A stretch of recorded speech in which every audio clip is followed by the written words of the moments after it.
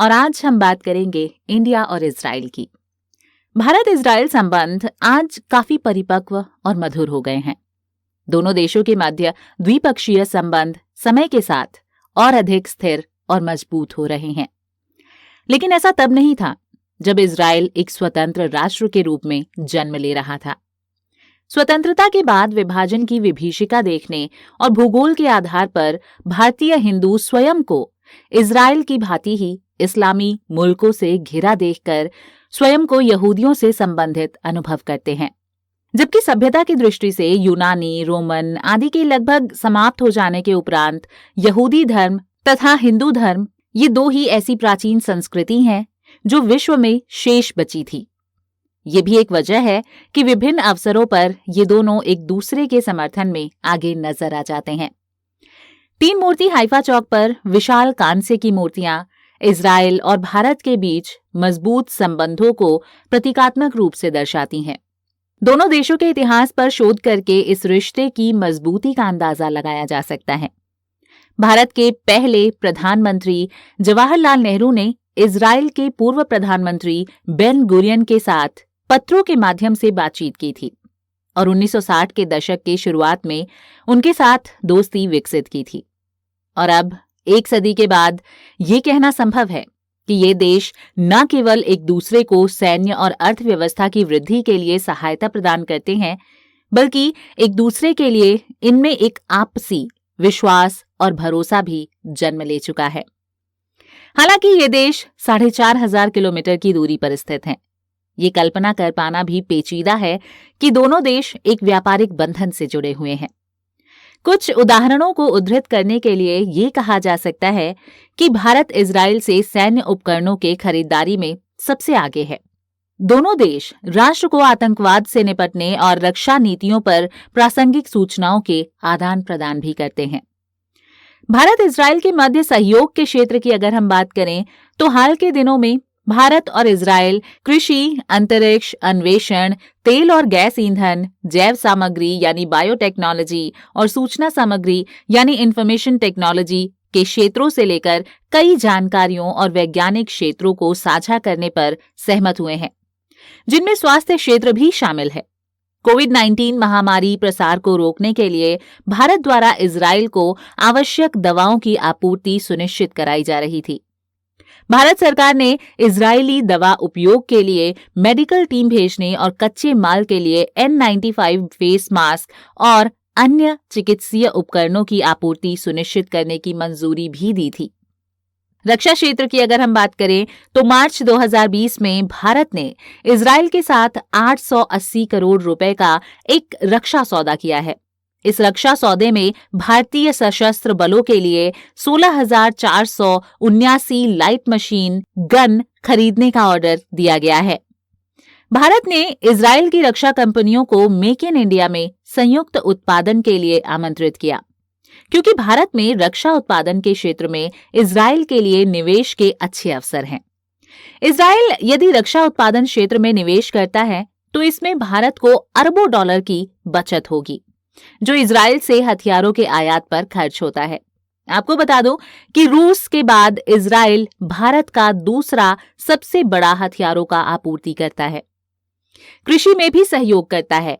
भारत के कृषि मंत्री के पिछले वर्ष हुई इजराइल यात्रा के दौरान दोनों देशों ने कृषि क्षेत्र में द्विपक्षीय सहयोग को बढ़ाने का निर्णय लिया था।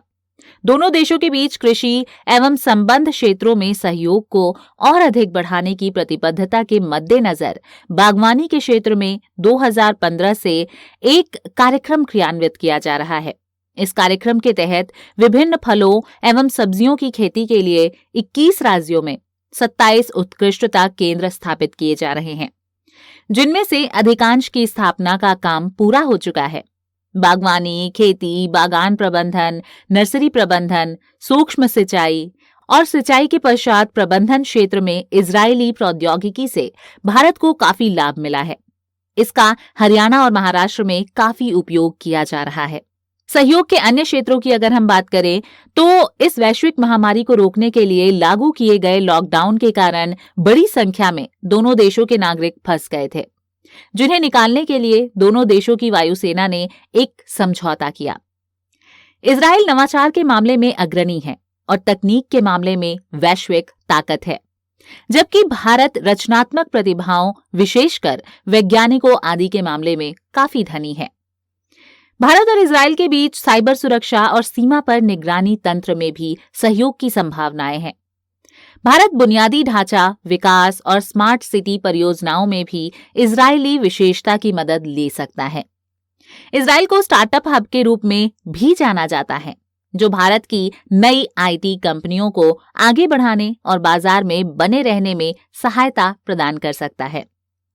हालांकि दोनों देशों के विकास के लिए इन देशों के बीच आधुनिक संबंध होना और दोनों के लिए फायदे की स्थिति हासिल करना सामान्य समझ में आता है, लेकिन भारत और इजराइल के बीच संबंध नया नहीं है। इन दो देशों के बीच इतना गहरा संबंध होने के बावजूद भी आज से 4 साल पहले जुलाई 2017 में नरेंद्र मोदी प्रधानमंत्री पिछले 70 वर्षों में इजराइल की यात्रा करने वाले भारत के पहले प्रधानमंत्री बने। दोनों देशों के बीच 7 समझौतों पर हस्ताक्षर भी किए गए, ये समझाने के लिए कि दोनों देशों के बीच बहुत पहले से समानताएं हैं। आइए हम अतीत में झांकें। पुरातत्व उत्खनन से ये पता चलता है कि भारत भूमध्य व्यापार 2000 साल पूर्व तक मौजूद थे। व्यापार किए जाने वाले मुख्य सामान भारत से मसाले, बंदर और मोर तथा इजराइल के खजूर और मेवा हुआ करते थे। इतिहास के एक Israeli professor chyme Menachem Rabin दृढ़ता से मानते हैं कि लगभग 100 ईसा पूर्व राजा सुलेमान के शासनकाल के दौरान इजराइल और भारत के बीच व्यापार फला फूला और पुराने नियम सहित कई ग्रंथों में इसका उल्लेख मिलता है। आपको ये जानकर आश्चर्य होगा कि 1947 में भारत की स्वतंत्रता के बाद कुछ वर्षों तक भारत ने इजराइल के निर्माण को मान्यता नहीं दी थी और न ही इसके अस्तित्व को स्वीकार किया था। इजराइल राज्य की स्थापना पर भारत की स्थिति कई कारकों से प्रभावित थी, जिसमें धार्मिक आधार पर भारत का अपना विभाजन और अन्य देशों के साथ भारत के संबंध शामिल थे। भारतीय स्वतंत्रता नेता महात्मा गांधी का मानना था कि यहूदियों के पास इजराइल के लिए एक अच्छा मामला और एक पूर्व दावा था और धार्मिक या अनिवार्य शर्तों पर उन्होंने इजराइल के निर्माण का विरोध किया था। गांधी का मानना था कि अरब फिलिस्तीन के असली कब्जेदार थे और उनका विचार था कि यहूदियों को अपने मूल देशों में लौट जाना चाहिए। अल्बर्ट आइंस्टीन ने भारत को यहूदी राज्य की स्थापना का समर्थन करने के लिए मनाने के लिए 13 जून 1947 को जवाहरलाल नेहरू को 4 पन्नों का एक पत्र लिखा था। हालांकि नेहरू आइंस्टाइन के अनुरोध को स्वीकार नहीं कर सके और उनकी दुविधा को ये कहते हुए उन्होंने समझाया कि राष्ट्रीय नेताओं को दुर्भाग्य से ऐसी नीतियों का पालन करना पड़ता है जो अनिवार्य रूप से स्वार्थी हैं। भारत ने 1947 की फिलिस्तीन योजना के विभाजन के खिलाफ मतदान किया और 1949 में संयुक्त राष्ट्र में इजराइल के प्रवेश के खिलाफ मतदान किया। हालांकि गैर मान्यता मुश्किल से कुछ वर्षों तक ही चली। 1950 की शुरुआत में भारत ने अनौपचारिक रूप से इजराइल को एक राष्ट्र के रूप में मान्यता दे दी थी। अनौपचारिक संबंध मुख्य रूप से गवर्निंग पार्टी की इच्छा पर आधारित थे कि अगर वे अनौपचारिक रूप से इजराइल के अनुकूल प्रतीत होते हैं तो मुस्लिम वोट नहीं खोएंगे। भारत एक युवा स्वतंत्र राष्ट्र था और उसे पर्याप्त वित्तीय भंडार बनना था। इसीलिए राष्ट्र को ईंधन देने के लिए अरब समूहों पर उसे निर्भर रहना पड़ा। कई भारतीय अरब देशों में काम कर रहे थे और पर्याप्त भंडार ला रहे थे, जिससे स्थानीय स्तर पर कारोबार स्थापित करने में मदद मिली। मान्यता देने के बावजूद भी भारत और इजराइल के मध्य राजनयिक संबंध स्थापित होने में तकरीबन 42 साल लग गए। कई वर्षों तक वैश्विक पटल पर भारत ने इजराइल को एक मित्र के रूप में नहीं देखा, बावजूद इसके कि 1962 चीन युद्ध के दौरान इजराइल ने भारत को अस्त्र शस्त्र मुहैया कराने में काफी सहायता की थी। इजराइल और भारत के अच्छे संबंध 90 के उस दशक में प्रारंभ हुए जब सोवियत संघ के टुकड़े हो जाने पर भारत को सैन्य मदद प्रदान करने के लिए रूस का सहारा नहीं बचा। तत्कालीन प्रधानमंत्री नरसिम्हा राव द्वारा इस परिस्थिति को गूढ़ता से समझा गया। जिसके बाद इजराइल के साथ द्विपक्षीय लेन देन तथा मित्रता प्रारंभ हुई। भाजपा शासनकाल में संबंध और भी मधुर हो गए। जैसा कि कहते हैं ना कि एक अच्छे मित्र की पहचान बुरे समय में होती है तथा एक अच्छे राष्ट्र के लिए युद्ध से अधिक बुरा कोई समय नहीं होता है। 1999 के कारगिल युद्ध के दौरान इजराइल द्वारा भारत को संपूर्ण सैन्य मदद के देने के बाद भारत की सीमाओं को पूरी तरह सुरक्षित करने में भी सहायता की गई। ये कहना भी अनुचित न होगा कि इजराइल और भारत की मित्रता मूलतः भारत में भाजपा के उदय के साथ ही प्रारंभ हुई। कारगिल युद्ध के दौरान भाजपा सरकार ने इस तथ्य को समझा कि युद्ध में इजराइल ने भारत के सैन्य बल को बढ़ाने के लिए उन्हें आवश्यक शस्त्रों जैसे कि लेजर गाइडेड मिसाइल तथा फाइटर जेट प्रदान किए थे, जिनके कारण ही भारत पाकिस्तानी सेना से लोहा ले पाया था तथा अपनी सीमाओं को सुरक्षित रख पाया। इस सबसे बढ़कर पिछले कुछ वर्षों में भारत एवं इजराइल की मित्रता और अधिक ठोस हुई। इजरायली प्रधानमंत्री बेंजामिन नेतन्याहू की वैश्विक स्तर पर छवि एक दक्षिणपंथी नेता की है।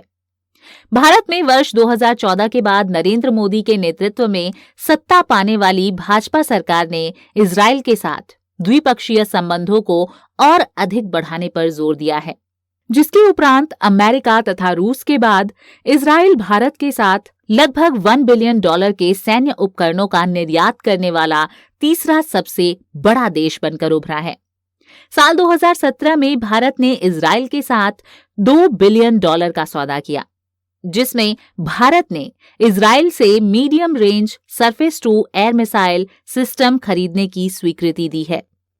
कुल मिलाकर यदि भारत और इजराइल के संबंध अगर रक्षा क्षेत्रों से इतर तेजी से आगे बढ़ाने हैं तो इसके लिए दोनों देशों के बीच मुक्त व्यापार समझौता होना चाहिए, जिसके जरिए भारत की कई कंपनियां इजराइल की साझेदारी में वैश्विक स्तर पर पहचान बनाने की कोशिश कर सकती हैं।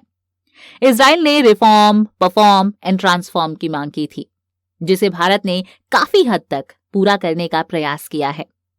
वर्तमान वैश्विक परिस्थितियों में दोनों देशों की अर्थव्यवस्थाएं एक दूसरे की पूरक बन सकती हैं, लेकिन दोनों देशों को द्विपक्षीय संभावनाओं तथा कारोबार और निवेश का दोहन करने के लिए और कदम उठाने की जरूरत है।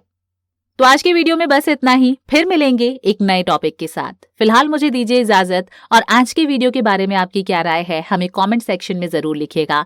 यदि और भी कोई जानकारी आप हमसे चाहते हैं तो वो भी लिखिएगा, हम वो भी लेकर हाजिर हो जाएंगे। Thank you for watching.